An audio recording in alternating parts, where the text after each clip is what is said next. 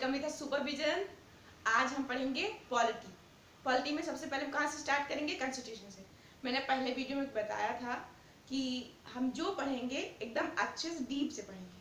हमारा main motive यही है कि हम जो भी पढ़ेंगे एकदम अच्छे से पढ़ेंगे, डीप से पढ़ेंगे, क्योंकि हमको 4 बार 10 बार नहीं पढ़ना है, सिर्फ रिवीजन ही करना है ना। तो हम एकदम तह के तह में जाके पढ़ेंगे, ये हमारा मोटिव होना चाहिए। तह के तह में जाके पढ़ेंगे, एकदम अच्छे से पढ़ेंगे और जो हमें अच्छी पॉइंट्स लगेंगे उसको हम नोट भी करेंगे।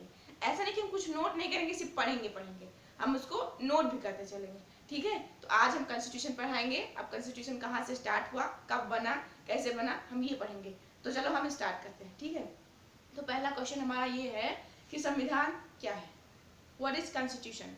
तो अगर आप एक किताब की लैंग्वेज में पढ़ेंगे, किताब में जैसे सब लोग किताब में पढ़ते हैं, तो किताब की लैंग्वेज में तो लिखा ही रहता है ना। तो अगर आप किताब की लैंग्वेज पढ़ेंगे, तो जैसे मैंने पढ़ा किताब में, तो किताब में मैंने ऐसे लिखा था कि संविधान वह एक वैधानिक दस्तावेज है जो उस देश की जनता के विश्वास को, आकांक्षाओं को प्रतिबिंबित करता है। ये किताब की लैंग्वेज में है।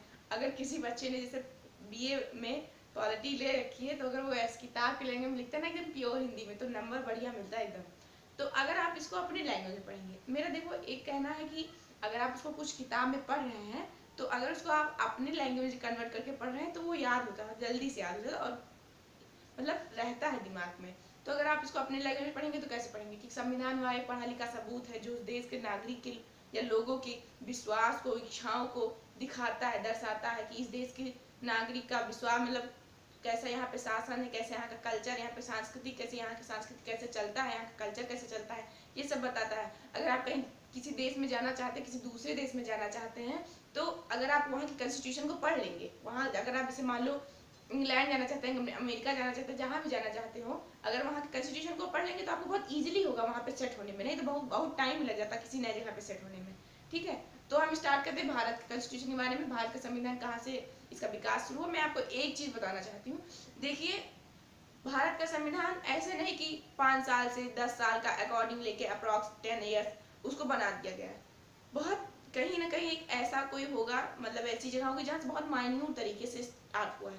अभी आप एग्जांपल ले लें तो क्या घर डायरेक्ट थोड़ी बन के तैयार हो जाता है, एक ईंट तो रखनी पड़ती है ना, एक ईंट से तो बनता है।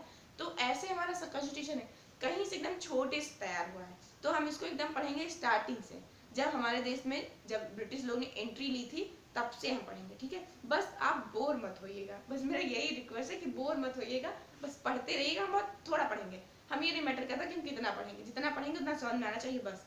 ठीक है, तो हम स्टार्ट करते हैं अपना। देखिए, सबसे पहला एक्ट आता है 1600 ईस्वी। 1600 ईस्वी ये एक्ट है, एक्ट ये। अब आता है कि ब्रिटिश सब लोग ब्रिटिश पहले कौन है, British East India company Bharat आई ना, ब्रिटिश लोग में ब्रिटिश इंडिया कंपनी भारत आई। तो पहला बात ये, और सॉरी एक बात मैं और बताना चाहती हूँ। देखिए, कॉन्स्टिट्यूशन का डेवलपमेंट 2 पार्ट में हुआ, 2 पार्ट में हुआ भारत का विकास। एक तो ईस्ट इंडिया कंपनी के अंतर्गत, देखिए 1773 से 1853, 1773 रेगुलेटिंग एक्ट, 1853 चार्टर एक्ट है, चार्टर एक्ट 1853। एक तो ये हो गया। इसके अंदर ईस्ट इंडिया कंपनी ने मतलब भारत के संविधान का विकास के, मतलब आप कह सकते हैं कि संविधान का विकास कुछ दिन तक ईस्ट इंडिया कंपनी के अंतर्गत हुआ।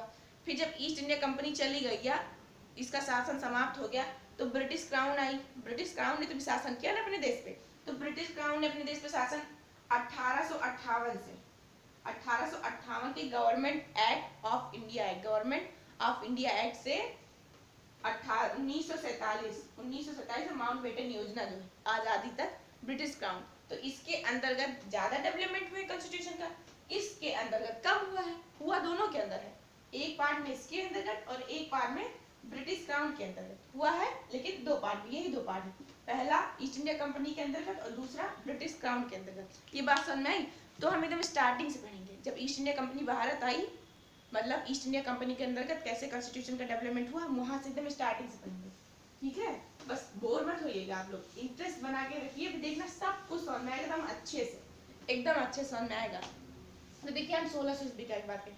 अब पहले कोई टॉपिक है, अभी 1600 ईस्वी एक्ट या ईस्ट इंडिया कंपनी भारत आई, तो इसके पीछे बहुत सारे क्वेश्चन है कि ईस्ट इंडिया कंपनी भारत कब आई, किसके कहने पर आई, किसने इसका निर्माण किया ना, जब ये आई तो इसमें कितने कर्मचारी थे, इसकी कुल पूंजी कितनी थी, इसके ऊपर शासन कौन करता था। अब कंपनी है तो कोई तो शासन करता होगा ना। तो यहाँ मैं आपको एक एग्जाम्पल देना चाहती हूँ। अब एग्जाम्पल मैं दूँ, मैं अपना खुद का एग्जाम्पल लेती हूँ। जैसे मेरी कंपनी है सुपरविजन, सुपरविजन मेरी कंपनी है। अभी मैं कहूँ कि मुझे श्रीलंका में जाके बिजनेस करना है। कहाँ जाके बिजनेस करना? श्रीलंका में जाके बिजनेस करना है। तो क्या हम डायरेक्ट अपना चल देंगे, अपना कंपनी के सारे लोग को लेकर डायरेक्ट चल देंगे श्रीलंका? ऐसा तो होता नहीं। हम बिजनेस करना चाहते हैं, हमारा सुपरविजन कंपनी, हम बिजनेस करना चाहते हैं, हम पहले जाएंगे अपने सरकार के पास, अपने सरकार, अपने देश की सरकार के पास। कौन? मोदी जी के पास। मान लो हम अभी जाएंगे, पहले मोदी जी के पास जाएंगे, बोलेंगे ऐसा है सर जी कि हमें श्रीलंका में बिजनेस करने जाना है, मेरे कंपनी नाम सुपरविजन है और मेरा बिजनेस ये रहेगा, मेरे कंपनी में इतने लोग हैं, अभी मेरी स्टार्टिंग जो इनकम है वो इतनी है और मुझे इतने साल के लिए बिजनेस करने जाना है, आप मुझे परमिशन दे दीजिए। इतना समझ में आया? इतना क्वेश्चन हुआ। तो ईस्ट इंडिया को लेके भी इतना ही क्वेश्चन है। कितना क्वेश्चन? इतना ही क्वेश्चन। अब आता है कि ईस्ट इंडिया कंपनी की स्थापना पहले किसने की। देखिए, तो 1600 ईस्वी में ईस्ट इंडिया कंपनी की स्थापना महारानी इलिजाबेथ, महारानी इलिजाबेथ ने की। इलिजाबेथ को आप जानते हैं ना, ब्रिटेन की महारानी इलिजाबेथ प्रथम, इलिजाबेथ प्रथम, ये महारानी थी ब्रिटेन की। तो ईस्ट इंडिया कंपनी की स्थापना महारानी इलिजाबेथ प्रथम ने 31 दिसंबर सन 1600 में की। सन 1600 में की। कितने में? 31 दिसंबर सन 1600 को, जब 1600 ईस्वी में महारानी इलिजाबेथ प्रथम ने ब्रिटिश ईस्ट इंडिया की स्थापना की और पूर्वी देश, पूर्वी देश मतलब भारत, पूर्वी देश मतलब भारत, भारत में 15 साल के लिए, कितने साल के लिए? 15 साल के लिए, 15 साल के लिए व्यापार करने का अधिकार दे दिया। कितने साल के लिए? 15 साल के लिए व्यापार करने का अधिकार दे दिया। किसने? इलिजाबेथ प्रथम ने, महारानी इलिजाबेथ प्रथम ने। अगर आप क्वेश्चन आया कि ईस्ट इंडिया कंपनी की स्थापना किसने की, तो ब्रिटिश की महारानी, महारानी इलिजाबेथ प्रथम ने की। अब मैं आपको एक बात और यहाँ बताना चाहती हूँ। देखो, जो इंग्लैंड है उसका शासन थोड़ा दूसरी टाइप है, इसको हम एक वीडियो में जरूर पढ़ेंगे, पक्की बात एकदम। इंग्लैंड में क्या होता है कि राष्ट्रपति नहीं होता है। इंग्लैंड में राष्ट्रपति की जहाँ पे, वहाँ पे महारानी होती है। जो राजवंश, कुलवंश होता है उनका, राजा का, उसमें से एक महारानी होती है और एक प्रधानमंत्री होता है, उसमें राष्ट्रपति नहीं होता। तो उस समय की जो महारानी थी, महारानी इलिजाबेथ प्रथम थी, जिन्होंने ईस्ट इंडिया कंपनी की स्थापना की। ठीक है ना? कितने वर्षों के लिए भारत को भेजा, भारत में व्यापार करने के लिए भेजा? 15 वर्षों के लिए। बहुत बच्चे कंफ्यूज होते थे, 20 वर्षों के लिए। 20 वर्षों के लिए शासन बढ़ाया जा रहा था, समय के साथ हर एक्ट के तहत 20 वर्ष के लिए शासन बढ़ाया जा रहा था। स्टार्टिंग में इनको 20 साल का परमिशन नहीं मिल गया था, उनको स्टार्टिंग में सिर्फ 15 साल का परमिशन मिला था ना। बात समझ में आई? 15 साल। तो इसमें कंफ्यूज मत होइएगा आप लोग। तो अब हम पढ़ते हैं। फिर मैंने पूछा था कि जब कंपनी की स्थापना हुई तो उसमें कितने लोग थे, कितने कर्मचारी थे। तो जब ईस्ट इंडिया कंपनी बनी, जब ईस्ट इंडिया कंपनी की स्थापना हुई तो उसमें स्टार्टिंग में कुल टोटल कितने कर्मचारी थे? उसमें स्टार्टिंग में टोटल सिर्फ 217 थे। कितने कर्मचारी थे? 217 कर्मचारियों को लेकर ईस्ट इंडिया कंपनी भारत आई थी, 217 कर्मचारियों को लेकर। और उसकी जो स्टार्टिंग इनकम थी, मतलब जो उसकी कुल पूंजी थी, उसकी जो पूंजी थी उस समय ईस्ट इंडिया कंपनी की, वो 30,133 पाउंड थी। कितनी थी? 30,133 पाउंड उस समय थी। अब देखिए, अब जैसे मैंने अभी अपना एग्जांपल दिया था कि सर जी मुझे बिजनेस करने श्रीलंका जाना है सुपरविजन के तहत। सुपरविजन मेरे बिजनेस का नाम है, या मेरा बिजनेस है सुपरविजन। तो मान लो मोदी जी ने, सर जी ने हमें परमिशन दे दी कि हाँ आप जाइए। तो आप बताइए, अगर कोई बिजनेसमैन अपने देश को छोड़ के बाहर जा रहा है बिजनेस करने 200-300 आदमी को लेके, तो क्या भारत की सरकार या तुम्हारी सरकार उसको ऐसे भेज देगी? नहीं भाई जाओ, तुम एकदम फ्री हो, ऐसे थोड़ी बोलेगी। आप जाओगे, आपके पीछे एक वो क्या कहते हैं कि नोटिस करने वाला, कंट्रोल करने वाला व्यक्ति लगा देगा कि भाई देखो, इनको देखो आप, ये क्या क्या करते हैं, किस फील्ड में काम करते हैं, इनका बिजनेस कैसे चलता है, ये अपने बिजनेस को कैसे चलाते हैं, कुछ गलत काम तो नहीं कर रहे हैं। जैसे IFS लोग होते हैं, IFS लोग का क्या काम होता है? वो, उनका एक काम तो होता है कि हाँ फॉरेन की जितनी जो जानकारी है उनको इंडिया में लाना, कि हाँ फॉरेन में ये चीज़ हो रहा है।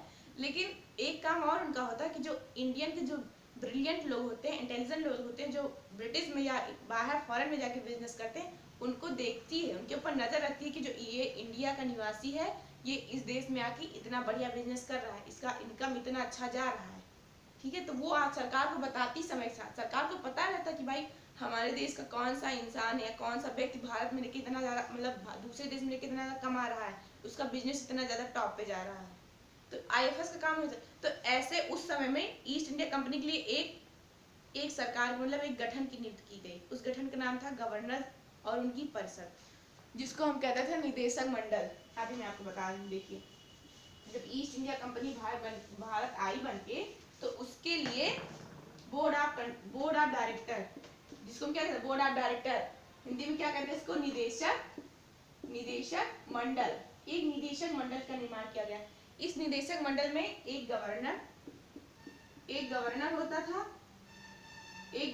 था और उसमें अन्य 24 सदस्य होते थे, जो 24 सदस्य अन्य होते थे।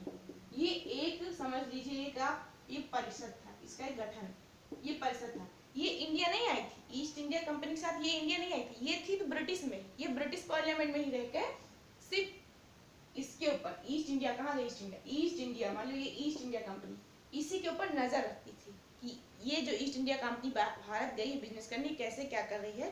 एक हिसाब से आप बोल लीजिए कि शासन प्रशासन का काम ईस्ट इंडिया पर ये बोर्ड ऑफ डायरेक्टर ही करती थी, ठीक है। तो इसके लिए नियुक्त किया गया। अभी क्वेश्चन आएगा कि ईस्ट इंडिया कंपनी इंग्लैंड में किसके प्रति उत्तरदायी थी, तो बोर्ड ऑफ डायरेक्टर्स को गवर्नर और उसकी परिषद या निदेशक मंडल, ठीक है। ये क्वेश्चन है, ये क्वेश्चन मैंने खुद पढ़ा है, पेपर में लिया मैंने, तो ये क्वेश्चन हो गया। अब फिर एक क्वेश्चन मैंने बताया था कि जैसे एलिजाबेथ प्रथम जो थी, महारानी जो थी, उन्होंने कंपनी की स्थापना की और उसको 15 वर्ष के लिए व्यापार करने के लिए भारत में जाने की इजाजत दी।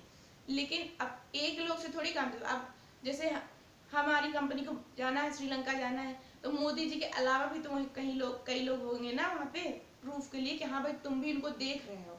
तो वैसे महारानी के साथ एक पर्सन और था, वो था लॉर्ड मेयर। कौन था? Lord mayor. ये क्वेश्चन आता है कि ईस्ट इंडिया कंपनी किसकी अध्यक्षता में भारत में व्यापार करने आई थी, तो वहाँ पे महारानी एलिजाबेथ नहीं थी, वहाँ पे लॉर्ड मेयर थे। उनकी अध्यक्षता में ही ईस्ट इंडिया कंपनी भारत व्यापार करने आई थी। ये बात आप समझिएगा बहुत अच्छे से, ये बहुत नोट करने वाला पॉइंट है, ठीक है, इसको भूलिएगा मत। बस ये हो गया आपका कि गवर्नर और उनकी परिषद, अन्य 24 सदस्य थे परिषद में, इनको नियुक्त किया गया बोर्ड ऑफ डायरेक्टर्स को कि आप ईस्ट इंडिया कंपनी पे शासन प्रशासन करें।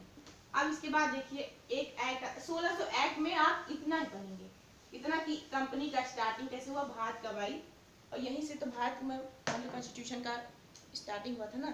अब इसके बाद आता है एक एक्ट आता है 1726 का एक्ट। ये इसमें ज्यादा कुछ नहीं है लेकिन अच्छा एक्ट है, ये भी एक हिसाब से 2 ही 3 पॉइंट है। इस एक्ट में देखिए क्या हुआ कि अपने जो अपना क्षेत्र ना, बंगाल, अरे बिहार, वो कलकत्ता, मद्रास, मुंबई, ये 3 प्रेसिडेंसी थी। बंगाल प्रेसिडेंसी कलकत्ता प्रेसिडेंसी में ही आती। कलकत्ता, बिहार, कलकत्ता, मद्रास, मुंबई, ये 3 प्रेसिडेंसी थी। तो ये 3 प्रेसिडेंसी तो थी, इनका हेड भी था, लेकिन इनके पास कोई अधिकार नहीं था कि आप शासन कर सकते हैं या अपने क्षेत्र के लिए शासन बना सकते हैं, कोई इनके पास वो अधिकार नहीं था। अभी जैसे आपको सीएम बना दिया जाए कि हाँ भाई आप उत्तर प्रदेश के चीफ मिनिस्टर हैं, लेकिन आपको कोई अधिकार ना दिया जाए कि आप इस क्षेत्र के लिए कानून बना सकते हैं, आप ये चीज अपने मन से कर सकते हैं, तो काहे का चीफ मिनिस्टर? इंसान को दुख नहीं होगा, बुरा नहीं लगेगा? और फिर जो ब्रिटिश में निदेशक मंडल थे, वो अकेले ही सारा काम करते थे, थक जाते थे। कितना वो इंसान देखे भाई। तो जो इस देश में मतलब जो 3 प्रेसिडेंसी थी, एक तो कलकत्ता प्रेसिडेंसी थी, कलकत्ता प्रेसिडेंसी और मुंबई, और एक थी मद्रास, ये 3 प्रेसिडेंसी थी। इन 3 प्रेसिडेंसी का गवर्नर होता था, तीनों प्रेसिडेंसी का एक गवर्नर होता था। माना कि इनके पास अधिकार नहीं था, लेकिन था तो तीनों प्रेसिडेंसी का गवर्नर।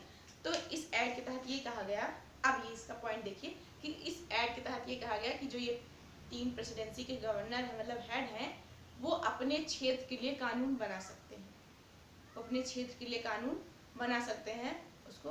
बस हाँ एक बार क्या पूछना पड़ेगा बोर्ड ऑफ डायरेक्टर से या कंपनी से कि हाँ ये चीज़ बन रही है, ये कानून मैंने इस क्षेत्र में लागू किया है। तो इसका क्वेश्चन एक आता है कि किस एक्ट के तहत मुंबई, मद्रास और कलकत्ता प्रेसिडेंसी को विधि बनाने का अधिकार दे दिया गया। Then your answer is 1726 charter act. 1726 act के तहत मुंबई, मद्रास, कलकत्ता इन तीनों प्रेसिडेंसियों को शासन बनाने का मतलब अपने क्षेत्र पर शासन करने का अधिकार दे दिया गया, इस एक्ट के अंतर्गत आता है। ठीक है, अब आप इतना समझ रहे हैं। अब इसके बाद एक्ट आता है 1773 का रेगुलेटिंग एक्ट, लेकिन अब हम उसको पढ़ाएंगे नहीं, अब इतना ही पढ़ाएंगे। इसके बाद वाले वीडियो में हम उसको पढ़ाएंगे। जैसे अभी मैं सच बताऊं तो देखिए, अब झूठ क्या बताएं, झूठ क्या बोलना कोई नहीं, मैं जो बता रही हूँ एकदम सच से बता रही हूँ, अच्छे से, मतलब खुद की मेरी फीलिंग है कि अभी मैं स्टार्टिंग है, तो हम पहले वीडियो में खुद इतना नर्वस थे, अब दूसरा वीडियो है तो एनर्जी थोड़ी लॉस हो जाती है, मतलब कॉन्फिडेंस नहीं आ पाता है पढ़ाने के ज़्यादा टाइम तक। तो मैंने जो पढ़ाया अगर आपको समझ में आया है तो अच्छी बात है, आप लोग लाइक कीजिएगा, शेयर कीजिएगा, जो करिए आपका जैसा मन कहे। और दूसरी बात ये है कि अब जैसे धीरे धीरे ही हमारा ड्यूरेशन बढ़ेगा, धीरे धीरे हम अच्छा पढ़ाएंगे। और तो पहले में जैसे वो लाइन है नहीं, डोंट जज a book by his cover, तो आप ये 2 वीडियो या फर्स्ट वीडियो सेकंड वीडियो देख के आप इंसान को जज मत करिए नहीं अभी अच्छा नहीं पढ़ा पाएगा, इंसान सीखते सीखते ही सीखता, मेरे कहने का मतलब ये है। तो मैं आपको क्वेश्चन बताऊंगी, अब हम जो इतना पढ़े इससे रिलेटेड कुछ क्वेश्चन पूछ लेते हैं, उसके बाद हम नेक्स्ट वीडियो में बात करेंगे। ठीक, नेक्स्ट वीडियो में हम 1773 का रेगुलेटिंग एक्ट पढ़ेंगे, एकदम अच्छे से पढ़ेंगे। तो क्वेश्चन मेरा ये है, पहला क्वेश्चन ये है कि किस एक्ट के तहत ईस्ट इंडिया कंपनी की स्थापना हुई? तो 1600 ईस्वी के चार्टर एक्ट के तहत, ये तो सिंपल था।